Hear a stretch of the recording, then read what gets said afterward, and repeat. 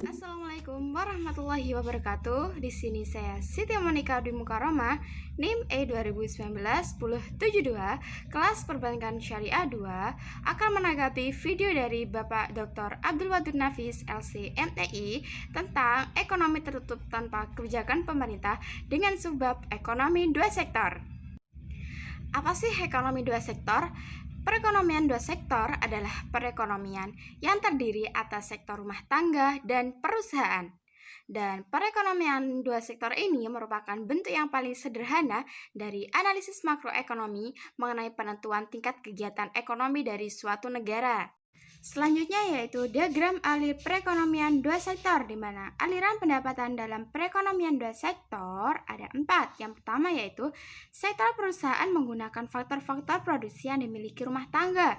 Yang kedua yaitu sebagian besar pendapatan yang diterima rumah tangga akan digunakan untuk konsumsi, yaitu di mana membeli barang dan jasa yang dihasilkan oleh sektor perusahaan. Yang ketiga yaitu sisa pendapatan rumah tangga yang tidak digunakan untuk konsumsi maka akan ditabung dalam institusi-institusi keuangan. Dan yang keempat yaitu ada pengusaha yang ingin melakukan investasi akan meminjam tabungan rumah tangga yang dikumpulkan oleh institusi-institusi keuangan. Hubungan antara konsumsi dan pendapatan, di mana pendapatan rumah tangga adalah faktor terpenting untuk menentukan tingkat pengeluaran. Contohnya pada tabel ini menunjukkan hubungan antara disposable income dengan pengeluaran konsumsi dan rumah tangga. Jadi, pada pendapatan yang rendah, rumah tangga mengambil tabungan. Ini berarti rumah tangga itu harus menggunakan harta atau tabungan masa lalunya untuk membiayai konsumsi. Selain itu, kenaikan pendapatan menaikkan pengeluaran konsumsi, sehingga sisa pertambahan pendapatan itu dapat ditabung. Dan pada pendapatan yang tinggi, rumah tangga menabung. Selanjutnya yaitu kecondongan mengonsumsi. Yang pertama yaitu ada kecondongan mengonsumsi marginal atau MPC, merupakan perbandingan di antara pertambahan konsumsi yang dilakukan dengan pertambahan disposable income. Jadi dapat diperoleh MPC sama dengan sigma C per sigma YD. Yang kedua ada kecondongan mengonsumsi rata-rata atau APC, merupakan perbandingan di antara tingkat konsumsi dengan tingkat disposable income. Jadi didapatkan APC sama dengan C per YD. Kecondongan menabung ada 2. Yang pertama yaitu kecondongan menabung marginal atau MPS, merupakan perbandingan di antara pertambahan tabungan dengan pertambahan disposable income. Jadi didapatkan MPS sama dengan sigma S per sigma YD. Yang kedua yaitu kecondongan menabung rata-rata, menunjukkan perbandingan di antara tabungan dengan pendapatan disposable. Jadi didapatkan APS sama dengan S per YD. Fungsi konsumsi dan tabungan. Fungsi konsumsi yaitu suatu fungsi yang menggambarkan sifat hubungan antara tingkat konsumsi rumah tangga dalam perekonomian dengan pendapatan nasional atau pendapatan disposable adalah C sama dengan A plus BY. C sama dengan A plus B YD, di mana A sendiri merupakan konsumsi rumah tangga saat pendapatan nasional sama dengan 0 dan B merupakan MPC. Sedangkan fungsi tabungan yaitu suatu fungsi yang menunjukkan sifat hubungan antara tingkat tabungan RT atau rumah tangga dalam perekonomian dengan pendapatan nasional atau pendapatan disposable. Jadi fungsi tabungan yaitu S sama dengan min A plus 1 min B kali Y.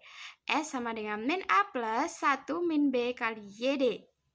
Selanjutnya yaitu pengertian dari investasi dan fungsi dari investasi sendiri. Yang pertama yaitu pengertian dari investasi. Investasi itu yang biasa kita kenal dengan nama penanaman modal. Jadi investasi itu komponen kedua yang menentukan pengeluaran agregat. Investasi merupakan pengeluaran atau pembelanjaan untuk penanaman modal atau perusahaan untuk membeli barang-barang modal dan perlengkapan-perlengkapan produksi yang digunakan untuk menambahkan kemampuan memproduksi barang dan jasa yang tersedia dalam perekonomian. Investasi meliputi pengeluaran untuk pembelian barang modal, yaitu mesin-mesin dan peralatan produksi lain untuk mendirikan berbagai jenis industri dari perusahaan. Selain itu, untuk penggantian barang-barang modal yang telah didepresikan, untuk pengeluaran bangunan kantor, pabrik, dan lain sebagainya, dan untuk pertambahan nilai stok barang-barang yang belum terjual. Jadi, jumlah investasi tersebut disebut juga dengan investasi bruto, sedangkan investasi neto didapat dari investasi bruto dikurangi depresiasi. Faktor penentu dari investasi ada 6. Yang pertama yaitu tingkat keuntungan yang diramalkan akan diperoleh. Yang kedua ada suku bunga. Yang ketiga ada ramalan mengenai keadaan ekonomi di masa depan. Yang keempat ada kemajuan teknologi. Kemudian yang kelima ada tingkat pendapatan nasional dan perubahannya. Dan yang terakhir yaitu ada keuntungan yang diperoleh perusahaan. Selanjutnya yaitu dari fungsi dari investasi, merupakan fungsi yang menunjukkan hubungan antara tingkat investasi dan tingkat pendapatan nasional. Yang pertama yaitu ada fungsi investasi otonomi, merupakan investasi yang besarannya tetap atau jenis investasi yang tidak terpengaruh dengan besarnya pendapatan. Dan ada juga investasi terpengaruh, yang merupakan investasi yang besarnya dipengaruhi oleh besarnya pendapatan nasionalnya. Semakin tinggi pendapatan nasionalnya, maka semakin tinggi dari investasinya.